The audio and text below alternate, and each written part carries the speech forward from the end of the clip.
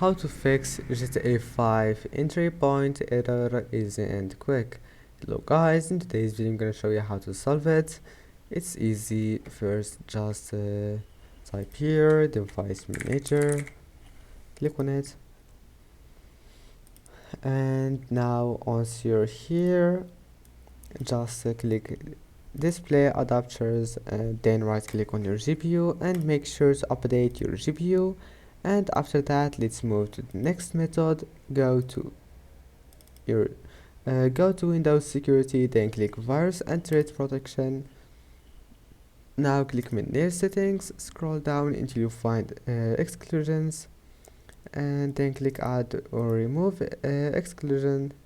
And yes, now click Add, select File, and here just you need to find GTA 5 app location. Click on it and click Open, and that's it. Now just go back and your problem must be fixed. Don't forget to like and don't forget to subscribe, and see you in the next video.